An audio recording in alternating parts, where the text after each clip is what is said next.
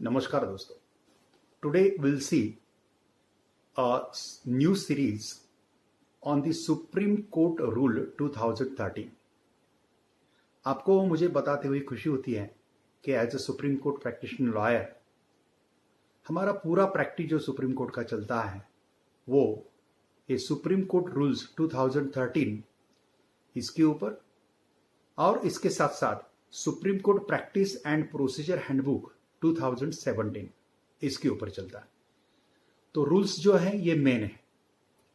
आप supreme court site के ऊपर अगर सर्च करेंगे तो आपको ये रूल्स की पीडीएफ फाइल मिल जाएगी. You can download it and you can use it for your references.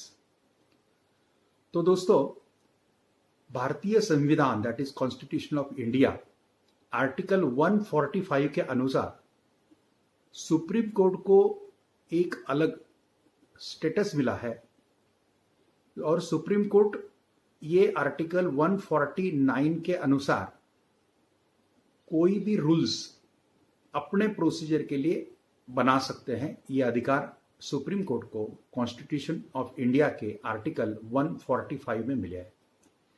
वैसे देखें तो भारतीय संविधान चैप्टर 4 जो है वो द यूनियन जुडिशरी के ऊपर है और उसमें आर्टिकल 124 टू 147 ये सब की सब articles is related to supreme court systems.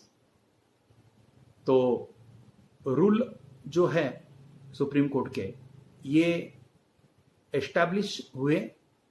पहले जो रूल्स थे 1966 के थे, अभी अमेंड होके सुप्रीम कोर्ट रूल्स 2013 के हो गए. तो चलो हम देखते हैं. आज हम पूरा सुप्रीम कोर्ट रूल्स 2013 में क्या क्या है ये देखेंगे. That is called introduction. और फिर हम एक एक पार्ट के ऊपर अलग अलग एपिसोड बनाने वाले हैं ताकि कॉमन आदमी को या लॉयर्स को भी इसका रेफरेंस लगे. तो जो सुप्रीम कोर्ट रूल्स 2013 है इसमें 9 पार्ट्स है और 57 ऑर्डर है. उसमें का एक ऑर्डर रिबेल है यानी कि इसमें से निकाला गया है अभी. तो 56 order is now balance in supreme court rules 2013. Part 1 जो है वो जनरल है. It covers order 1 to 15. Order 1 में इंटरप्रिटेशन, डेफिनेशंस वगैरह सब चीजें हैं जो एक बार नजर डालना जरूरी है जो ज्ञान लेना चाहते हैं रूल्स का उनके लिए. ऑर्डर 2 जो है वो offices of the court, sitting and vacation etcetera, court के ऑफिसर के बारे में इनमें काफी रूल्स दिए हुए हैं.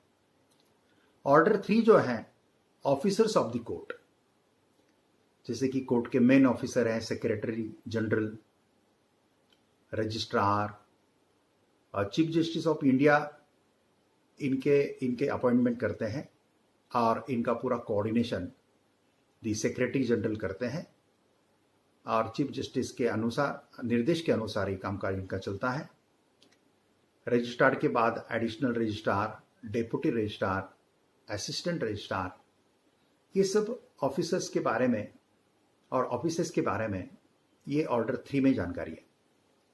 Order 4 is related to advocates कि भारत के कौन से एडवोकेट यहाँ पे प्रैक्टिस कर सकते हैं, मिनिमम कितना एज जरूरी है, 1 साल के अंदर के लॉयर्स को लॉयर क्या कर सकता है प्रैक्टिस का जिसका रजिस्ट्रेशन 1 साल के अंदर है. फाइलिंग वहां पे जो सुप्रीम कोर्ट में चलता है वो एडवोकेट ऑन रिकॉर्ड के थ्रू चलता है. तो एडवोकेट ऑन रिकॉर्ड क्या है, सीनियर एडवोकेट क्या है, ये सब इसमें दिया है. इसके ऊपर हम सेपरेट एपिसोड शूट करने वाले हैं. ऑर्डर 5 जो है वो बिजनेस इन चेंबर. तो बिजनेस इन चेंबर में 2 पार्ट है. Power of the court exercise by the registrar. ये सेक्शन में 1 to 30 1 to 30 ये पावर दिए हुए हैं जो रजिस्ट्रार कोर्ट के यूज करते हैं. और सेकंड में the power of the single जज। सिंगल जज के पावर में 1/41 पावर है। और दोस्तों रिसेंटली चेंज हुआ है, जो हम इसमें ऐड करेंगे, उसके ऊपर सेपरेट एपिसोड भी बनाएंगे कि 7 years imprisonment, below 7 years imprisonment के जो मैटर्स हैं उसके बेल, एंटिसिपेटरी बेल सिंगल जज डिसाइड करेंगे। एंड ट्रांसफर पिटिशन जो है CRPC 406, CPC सेक्शन 25 और भी कुछ सेक्शन के जो ट्रांसफर केसेस है जो हम आगे डिस्कस करेंगे, ये भी सिंगल जज अभी डिसाइड करेंगे। ऑर्डर जो हमारा अगला है वो ऑर्डर 6 है, constitution of divisional courts and power of a single जज। यहाँ पे सिंगल जज के पावर है और चीफ जस्टिस जो कोर्ट के डिवीजन करते हैं वो कैसे हैं, यानी कि डबल बेंच, 3 जज का बेंच, कॉन्स्टिट्यूशनल बेंच, 5 जजेस, 7 जजेस, कभी कभी 9 जजेस का भी जजमेंट होता है, कभी कभी 11 जजेस होते हैं। ऐसे अलग अलग कॉन्स्टिट्यूशन जो है जजेस का, वो केस के हिसाब से chief justice of India, Bharat के सर्वोच्च न्यायालय, यहाँ पे करते हैं। ऑर्डर जो 7 है, प्रोसीडिंग बाय और अगेंस्ट माइनर और person of unsound mind. Minor और अनसाउंड माइंड के बारे में यहाँ पे रूल्स है। ऑर्डर 8 जो है वो डॉक्यूमेंट्स के रिलेटेड है। इसमें प्लीडिंग, पेटिशन, एफिडेविट, डॉक्यूमेंट्स के बारे में रूल्स दिए हुए हैं। ऑर्डर 9 एफिडेविट्स है। ऑर्डर 10 इंस्पेक्शन, सर्च, ये दिया हुआ है। ऑर्डर 11 जो है वो notice of motion. It means notice to the parties affected before starting the proceeding in the court. Court में कामकाज शुरू करने के पहले ही जो अफेक्टेड पार्टी है उसको नोटिस देना, that is called notice of motion. इसके बारे में रूल्स है। ऑर्डर 12 है, जजमेंट, डिक्री एंड ऑर्डर्स कैसे प्रोनाउंस हो गए, कैसे डिक्लेयर करेंगे कोर्ट, इसके बारे में ऑर्डर दिया है, रूल्स है इसमें। ऑर्डर जो अगला है 13, वो कॉपिंग के बारे में, सर्टिफाइड कॉपी वगैरह वगैरह, बाकी कॉपिंग के सिस्टम्स, बाकी सर्टिफाइड कॉपीज, अलग अलग डॉक्यूमेंट्स के आपको अगर कॉपी चाहिए तो उसके बारे में रूल्स यहाँ पे दिए हुए हैं। ऑर्डर 14 में payment into and out of the court of suitors fund. जो सुप्रीम कोर्ट के कैंपस में यूको बैंक में जो अकाउंट्स रहते हैं, तो कोर्ट के सूटर फंड्स अकाउंट्स में का पेमेंट इन आउट कैसा होता है उसके बारे में रूल्स है। ऑर्डर जो अगला है 15, पेटिशन जनरल। इसमें डिटेल्स ऑफ पेटिशन कैसा फाइल करना, उसके साइज ऑफ पेपर्स क्या है, फॉन्ट्स क्या है, इसके बारे में बहुत माइन्यूट दिया हुआ है। इसके ऊपर एपिसोड लेंगे। अभी ये जो रूल्स है ना दोस्तों, ये रूल्स के हम आगे लगभग नियर अबाउट, तो मेरे ख्याल से छोटे छोटे वीडियोस एक 50 एक तो बनेंगे, जितने पॉसिबल है वो हम बनाएंगे। और इसका एक बंच हमारे यूट्यूब चैनल पे रहेगा दोस्तों। जब भी चाहिए आप वो ऑर्डर के हिसाब से उतना रेफर कर सकते हैं, जो आपको थोड़ा इन डेप्थ और अच्छा और नॉलेज देगा, और इंटरप्रिटेशन करने की हम कोशिश करेंगे। पार्ट 2 जो है, हमने अभी पार्ट 1 लिया, अभी पार्ट 2 है appellate jurisdiction of supreme court. Supreme court में एपेलेट जो मैटर आते हैं उसके बारे में है। ये ऑर्डर 16 to 24 यहां पे कवर होता है। तो ऑर्डर 16 to 18 जनरल है, उसमें 16 में हियरिंग ऑफ अपील्स, मिसलेनियस 17 में दिया हुआ है। ऑर्डर 18 में appeals and appeal application by indigent person. Indigent person का मतलब होता है पुअर एंड नीडी, जो गरीब लोग हैं, जो जरूरतमंद हैं, उनको उनके अपील कैसे सुनवाई होती है, यहाँ पे इस ऑर्डर 18 में दिया हुआ है। ऑर्डर 19 में सिविल अपील्स के बारे में रूल्स दिए हुए हैं। Appeals on certificate by High Court. When High Court is giving the certificate of appeal under Article 132, 133, 134A and 135 of the Constitution of India, after getting this letter of appeal from High Court, then how to proceed your appeal in Supreme Court, it is given in this Order 19. दोस्तों, order 20 में criminal appeals के बारे में जानकारी है। Order 20 में criminal appeals कैसे file करेंगे उसके बारे में जानकारी है। Order 21 to 22 provision regarding to special leave petition under article 136 of the constitution.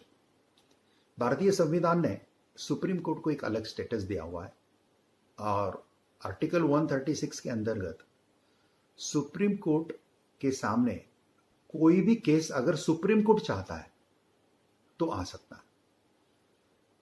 इसको बोलते हैं SLP, स्पेशल लीव पिटीशन।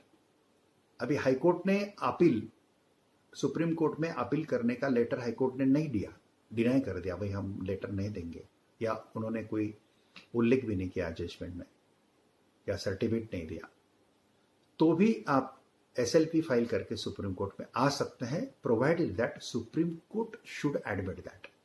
तो उसके लिए ग्राउंड बहुत स्ट्रांग लगते हैं। काफी बार ऐसा डिस्कशन होता है कि सुप्रीम कोर्ट में SLP बहुत डिसमिस होते हैं, बहुत इजीली, बहुत लाइटली अगर ड्राफ्टिंग करेंगे, बहुत लाइटली अगर जज के सामने कोई मैटर रखेगा तो फिर ये चांसेस होता है दोस्तों SLP डिसमिस होने का। लेकिन अगर प्रॉपरली केयर लिया जाता है, क्वेश्चन ऑफ लॉ प्रॉपर है, ड्राफ्टिंग आपका प्रॉपर है, जो ग्राउंड्स हैं, और आप बता पाते हैं कि सही में रीजन है कि कोर्ट ने ये देखना चाहिए, और ये ड्राफ्टिंग के साथ साथ आपका आर्गुमेंट वगैरह प्रॉपर है। इसलिए मैं बोलता हूं इन पर्सन जो करते हैं ना, कुछ लोग इन पर्सन जाते हैं, वकील नहीं करते हैं, तो उनको बहुत दिक्कतें होती है और कोर्ट वहां पे पूछते हैं उनको, do you need any lawyer, can I give you lawyer.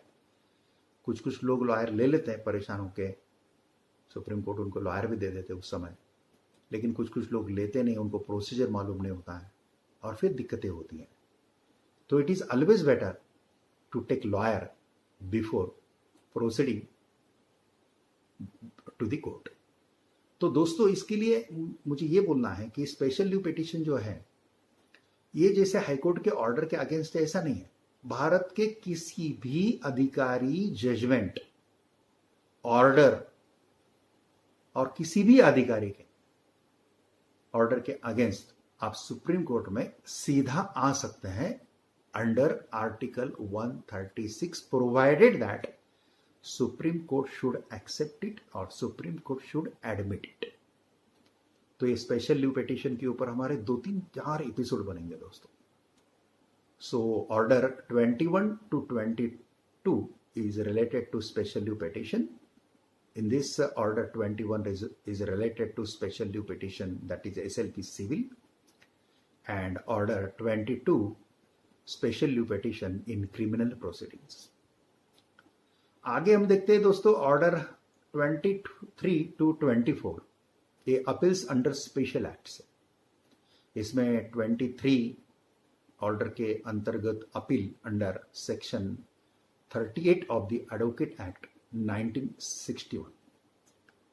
Advocate act 1961 के सेक्शन 38 के अगेंस्ट, 38 के अनुसार जो अपील सुप्रीम कोर्ट में आते हैं उसका प्रोविजन, उसके रूल्स यहाँ पे ऑर्डर 23 में दिया। इसका भी हमारा सेपरेट एपिसोड रहेगा। और ऑर्डर 24 जो है appeals under section 23 of the consumer protection act 1986, इसके बारे में भी हम एक एपिसोड लेंगे। पार्ट 3 में अभी हम जा रहे हैं। हमने पार्ट 1 कंप्लीट किया, पार्ट 2 कंप्लीट किया, हमको 9 पार्ट कंप्लीट करना है। पार्ट 3 में ओरिजिनल ज्यूरिडिक्शन है सुप्रीम कोर्ट का। अभी आप थोड़ा सोचते होंगे कि सुप्रीम कोर्ट में ओरिजिनल ज्यूरिडिक्शन मतलब सीधा किस केस आ सकता है। जनरली सीधे केस लोअर कोर्ट में जाते हैं, फिर डिस्ट्रिक्ट कोर्ट में अपील, फिर हाई कोर्ट में, फिर सुप्रीम कोर्ट में, या ट्राइब्यूनल है, ट्राइब्यूनल के बाद अपीलेट ट्राइब्यूनल है, फिर सुप्रीम कोर्ट है। लेकिन दोस्तों कुछ मैटर है जो ओरिजिनल ज्यूरिडिक्शन में सुप्रीम कोर्ट के आते हैं। फॉर एग्जाम्पल, जैसे दो स्टेट्स के बीच में का झगड़ा है, दो राज्य के बीच में का झगड़ा, इसको ना ज्यूरिडिक्शन ये राज्य का हाई कोर्ट है ना ये राज्य का हाई कोर्ट है, इसलिए सुप्रीम कोर्ट के अंडर आता है। केंद्र और राज्य का अगर कुछ झगड़ा है, central government and state government, if there is some problems or some disputes between central government and state government, that comes under original jurisdiction of Supreme Court. तो ऐसे मैटर सुप्रीम कोर्ट में ओरिजिनल ज्यूरिडिक्शन में आते हैं। इसमें order 25 to 37 दिए हुए हैं, ये ओरिजिनल ज्यूरिडिक्शन का है। ऑर्डर 25 में पार्टीज टू सूट्स, ऑर्डर 26 में प्लेंट कैसा होना चाहिए, कैसा फाइल करना चाहिए, सब दिया है। ऑर्डर 27 में issue and service of summons, जैसा रेगुलर नीचे के कोर्ट का प्रोसीजर वही टाइप का प्रोसीजर ही है, खाली इसका सुप्रीम कोर्ट के अनुसार, रूल्स के अनुसार दिया है। इसलिए सुप्रीम कोर्ट का प्रैक्टिस सब कोर्ट के प्रैक्टिस से अलग है दोस्तों। हमने लोअर कोर्ट में प्रैक्टिस किया हुआ है, डिस्ट्रिक्ट कोर्ट में किया हुआ है, हाई कोर्ट में किया हुआ है, ट्राइब्यूनल में किया हुआ है, अभी सुप्रीम कोर्ट में प्रैक्टिस करते हैं। लेकिन मैं यकीन के साथ बताता हूँ, सुप्रीम कोर्ट का प्रैक्टिस बाकी सब कोर्ट से अलग है और बहुत अलग अलग मैटर आते हैं, बहुत स्टडी करना पड़ता है, बहुत डेडिकेशन देना पड़ता है। और ये चीज हमके दिमाग में रखनी पड़ती है कि इसके आगे कोई कोर्ट नहीं है, इसलिए हमारे पक्षकार को हम पूरे ताकत के साथ न्याय दें, पूरा सिस्टम समझ लें, पूरे नीचे का जो भी कोई सपोज क्रिमिनल मैटर है, तो जो एफआईआर रहता है, चार्जशीट रहता है, और ट्रायल कोर्ट का ऑर्डर रहता है, चाहे ट्रायल कोर्ट का पिटीशन ऑर्डर, फिर इधर का आपका हाई कोर्ट का पिटीशन ऑर्डर, ये सब का स्टडी प्रॉपरली करके पॉइंट्स प्रॉपर निकाल के जब हम उसको प्रॉपरली प्रेजेंट करते हैं ना, तो फिर एक समाधान भी लगता है दोस्तों। पैसा सब पैसे से समाधान नहीं मिलता है दोस्तों, समाधान अच्छा काम करने के बाद मिलता है। एक आधी केस वीक रहती है और वो हारते भी है, तो भी पक्षकार आपको कुछ बोलता नहीं, क्योंकि पक्षकार को मालूम है, आपके क्लाइंट को मालूम है कि आपने क्या मेहनत लिया है। अभी छुट्टी में देखो दोस्तों, ये लॉकडाउन पीरियड में वीडियो कॉन्फ्रेंस के ऊपर सुप्रीम कोर्ट चलते थे। लॉकडाउन पीरियड के कारण हम मूव नहीं कर पाते थे, तो काफ़ी अर्जेंट मैटर हमने काफ़ी मैटर का आर्गूमेंट किया, और हर मैटर में हमने पक्षकार को भी एक लिंक प्रोवाइड करके दिया। वो वीडियो कॉन्फ्रेंसिंग नहीं है, मेरा एक सेपरेट वीडियो है उसके ऊपर, how supreme court run through video conferencing, आप देख लीजिए। मोस्टली मेरे वीडियो हिंदी इंग्लिश ऐसे हैं, क्योंकि पूरे जनता के लिए ये वीडियोस मेरे हैं, खाली लॉयर्स के लिए ऐसा नहीं है। सामान्य आदमी को भी समझना चाहिए, विश्वास होना चाहिए कि हमारा देश के सर्वोच्च न्यायालय में कामकाज कैसा चलता है, क्या चलता है, उसके बारे में काफ़ी वीडियो है। एक आधा दो वीडियो इंग्लिश में भी है, और खाली जजमेंट के ऊपर या खाली जजमेंट एनालिसिस के ऊपर है कि जो लॉयर्स लोगों के लिए ज़रूरी है, बस उतने वीडियो हम इंग्लिश में निकालते हैं। Otherwise all videos are in Hindi and English. तो हमारी बात जो चल रही थी कि पिटीशन प्रॉपरली अगर ड्राफ्ट करके प्रॉपरली प्रेजेंट करते हैं, प्रॉपरली मेहनत लेते हैं, तो बहुत अच्छा होता है। इसलिए दोस्तों, सुप्रीम कोर्ट में जितने भी लॉयर हैं ना, सभी अच्छे हैं, कोई खराब लॉयर नहीं है। लेकिन लोग क्या करते हैं कि एक लॉयर के साथ बात करेंगे, लेकिन और सुप्रीम कोर्ट में आएंगे, फिर दूसरे के साथ ही बात करेंगे। और सुप्रीम कोर्ट कैंपस में अगर आप जिस लॉयर के साथ पहले बात हुआ है फोन पे, उसके साथ बात करना चाहिए आपने, लेकिन उसके साथ बात ना करते हुए आप किसी उसके साथ बात करने लगते हैं, तो टॉट जो रहते हैं, चीटर्स लोग रहते हैं, जो फंसाने वाले रहते हैं, इनके कभी कभी आप जाल में फंस जाते हैं। वो सस्ते के चक्कर में आपको इधर उधर लेके जाता है, बाद में बहुत पैसा भी लेता है, काम भी अच्छा नहीं होता है। इसलिए be aware from touts in supreme court. इसलिए मैं बोलता हूँ, जिस वकील के पास आपका मैटर रहता है या जिसके साथ डिस्कस हुआ है, उसके साथ ही जाना चाहिए और उसके साथ ही विश्वास रखना चाहिए। वकील के ऊपर विश्वास रखो दोस्तों, तो बहुत अच्छा काम होता है। कुछ कुछ लोग जिस दिन आर्गुमेंट रहता है उसके पहले दिन ही फोन करके वकील का कॉन्फिडेंस लूज करता है, फोन करते हैं साहब कल डिसीजन अगर नहीं लगा हमारे फेवर में तो फिर आगे का क्या रास्ता है। अरे भाई क्यों डिस्टर्ब कर रहे हैं आप? डिसीजन लगने के बाद का रास्ता तो देखिए ना, पूरी कॉन्फिडेंस दीजिए, उल्टा ऐसा बोलिए कि वकील साहब हमारा बहुत विश्वास आपके ऊपर है, बहुत श्रद्धा आपके ऊपर है, आप बहुत अच्छा काम करते हैं, बहुत अच्छा सोचते हैं, ऐसा टोटल प्रेरणा दीजिए दोस्तों। तो उसको लगेगा नहीं यार ये, वैसे तो सभी वकील अच्छे ही काम करते हैं, कोई भी वकील केस हारने के लिए कभी नहीं लेता दोस्तों, उसको कभी नहीं लगता है कि मैंने केस हारना चाहिए। तो ये थोड़ा सा मुझे बताना जरूरी लगा, इसलिए मैंने थोड़ा सा बताया आपको। तो ये जो ओरिजिनल जुरिडिक्शन में हमने देखा ऑर्डर 26 में प्लेंट्स है, 27 में issue and service of summons है, 28 में return statement set of and counter claim है, 29 में प्लीडिंग्स एंड जनरलिटी है। ऐसे सब उसके स्टेजेस ऐसे 37 तक है। 37 ऑर्डर में स्पेशल केस के बारे में सब रूल्स हैं। ऑर्डर 38 में petition under article 32 of the constitution. ये जो फंडामेंटल राइट का जो सेक्शन है ना दोस्तों, ये है आर्टिकल 32 के अनुसार constitution of India, according to article 32 of constitution of India, इनके अनुसार, इस आर्टिकल के अनुसार supreme court is the custodian of the fundamental rights. Fundamental right जो शुरू होते हैं आर्टिकल 12 से लेके लगभग 31 तक जो उल्लेख है उसमें कि मेन 14 हम 21 वगैरह 19 वगैरह ये काफ़ी बार रेफर होता है, इसके बारे में हम अलग लगे। हमारा एक कॉन्स्टिट्यूशन का भी ऐसा ही सीरीज आने वाला है जैसा सुप्रीम कोर्ट रूल्स का हम बना रहे हैं, यानी कि आज इंट्रोडक्शन दे रहे हैं और अलग अलग अलग अलग अलग ऑर्डर के ऊपर हम उसके अलग अलग एपिसोड बनाएंगे। वैसे कॉन्स्टिट्यूशन ऑफ इंडिया का भी हम एक ऐसा समरी देंगे पहले, और फिर अलग अलग अलग पार्ट के ऊपर फंडामेंटल राइट्स ये वो उसके ऊपर एक बनाएंगे ऐसी सीरीज, तो आपको एक नॉलेज के लिए अच्छा रहेगा। कॉन्स्टिट्यूशन ऑफ इंडिया ये हमारा सर्वोच्च है, तो सर्वोच्च ग्रंथ बोल सकते हैं उसको, हमारा भारत का गीता बोल सकते हैं, कुरान बोल सकते हैं या बाइबल बोल सकते हैं। गीता, कुरान, बाइबल ये जैसे हमारे घर में जरूरी है, वैसा ही कॉन्स्टिट्यूशन ऑफ इंडिया की भी प्रत हमारे घर में चाहिए जो दोस्तों। अगर नहीं ली होंगी तो ले लीजिए, अपने अपने मातृभाषा में भी कॉन्स्टिट्यूशन ऑफ इंडिया की कॉपी आपको मिलती है। तो आर्टिकल 32 के अनुसार यहाँ पे फंडामेंटल राइट्स के एप्लीकेशन जो रिट पिटिशन जो है वो रिट पिटिशन फाइल करने का पूरा यह है। तो रिट पिटिशन के ऊपर मेरा एक सेपरेट वीडियो है, वो देख लीजिए, और जब मैं इसका 32 आर्टिकल का वीडियो बनाएगा वो भी आपको देखने के लिए मिलेगा।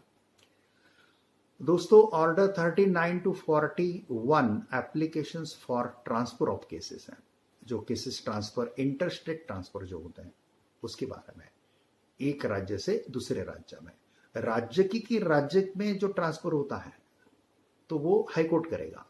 सेम राज्य में का केस एक जगह से दूसरे जगह पे, सेम डिस्ट्रिक्ट का अगर केस है एक तहसील से दूसरे तहसील में एक ही डिस्ट्रिक्ट में, तो डिस्ट्रिक्ट कोर्ट करेगा उसको ट्रांसफर। हाई कोर्ट एक राज्य के एक डिस्ट्रिक्ट से दूसरे डिस्ट्रिक्ट के जुरिडिक्शन का केस ट्रांसफर करेगा, और सुप्रीम कोर्ट एक राज्य से दूसरे राज्य में करेगा, क्योंकि ये राज्य का केस ये राज्य में ट्रांसफर करने का जुरिडिक्शन ना इस हाई कोर्ट को है ना इस राज्य के हाई कोर्ट को है।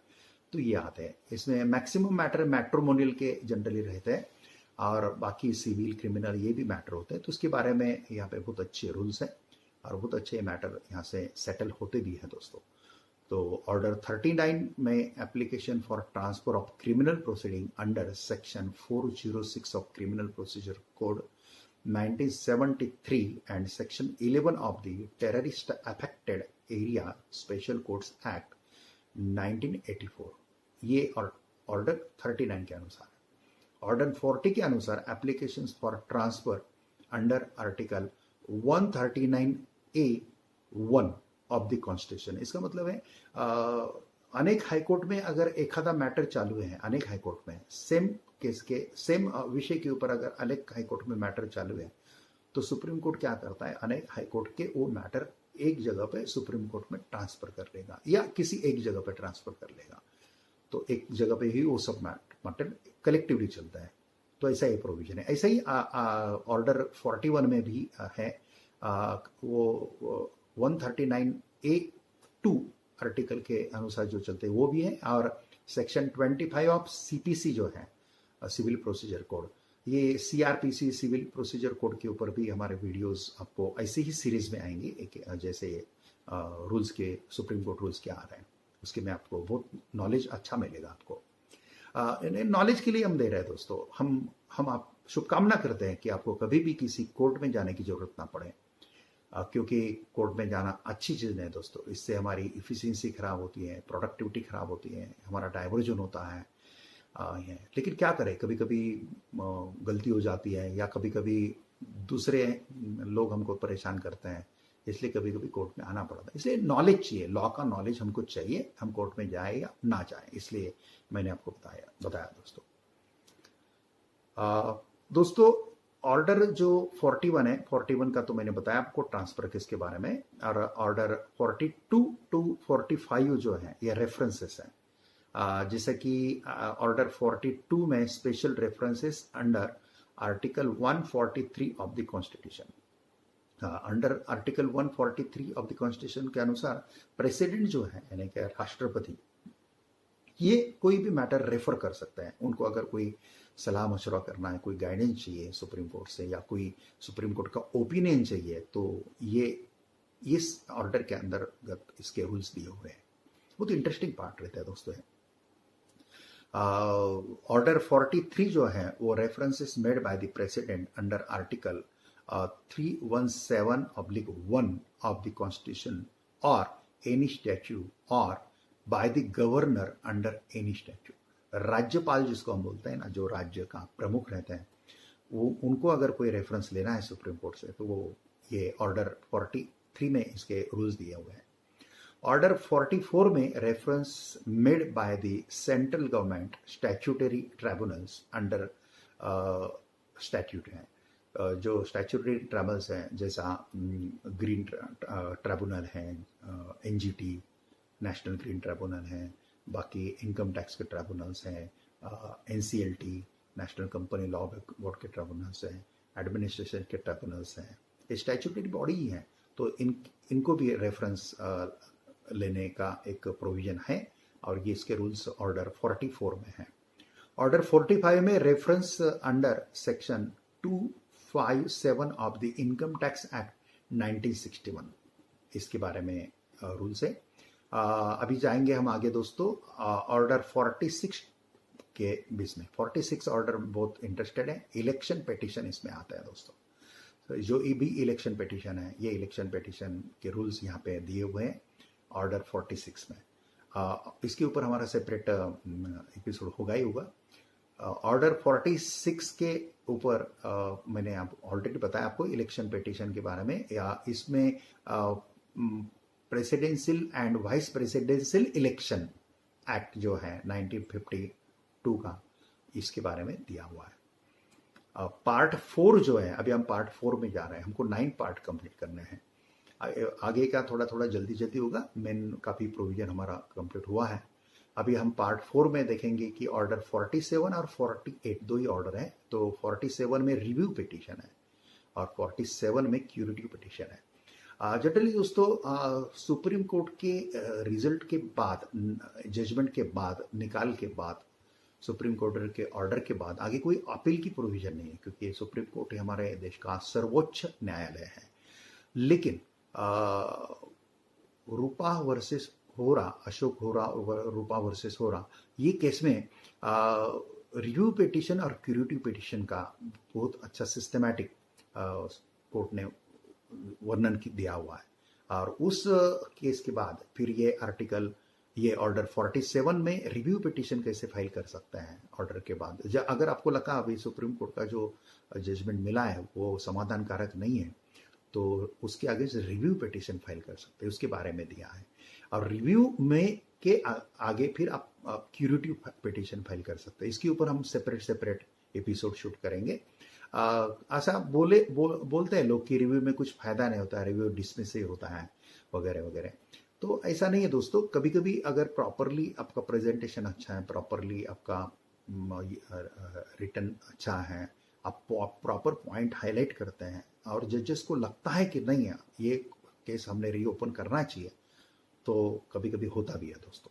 तो निराश मत रहिए, आशा रखिए, और ये चांस भी है ना, वैसा भी आपके पास दूसरा कोई रास्ता तो है नहीं सुप्रीम कोर्ट के जजमेंट के बाद। तो फिर ये रास्ता, लड़ाई यहाँ तक लड़ते हैं तो फिर आगे की भी लड़ाई लड़नी चाहिए, ऐसा मुझे लगता है। इसलिए रिव्यू पिटिशन काफ़ी फाइल होते हैं सुप्रीम कोर्ट में। उसके बाद ऑर्डर 48 क्यूरेटिव पिटिशन है दोस्तों। पार्ट 5 में हम जाएंगे अभी। इसमें ऑर्डर 49 एंड 50 है, टेक्निकल है थोड़े से। ऑर्डर 49 में कॉस्ट, ऑर्डर 50 में टैक्सेशन है। पार्ट 6 में मिससेलिनियस है, ऑर्डर 51 टू 55 मिससेलिनियस में आएगा। इसमें notice of proceedings of the attorney general of India और एडवोकेट जनरल ऑफ स्टेट्स के बारे में है। ऑर्डर 52 में forms to be used. Order 53 में सर्विस ऑफ डॉक्यूमेंट्स। ऑर्डर 54 में कमीशन है। ऑर्डर 55 में power of dispense and inherent powers दिए हैं। अभी हम जाएंगे सुप्रीम कोर्ट रूल्स 2013 के पार्ट 7 में। पार्ट 7 जो है ये, इसमें एक ही ऑर्डर है जो ऑर्डर 56 है, डिस्ट्रक्शन ऑफ रिकॉर्ड्स है।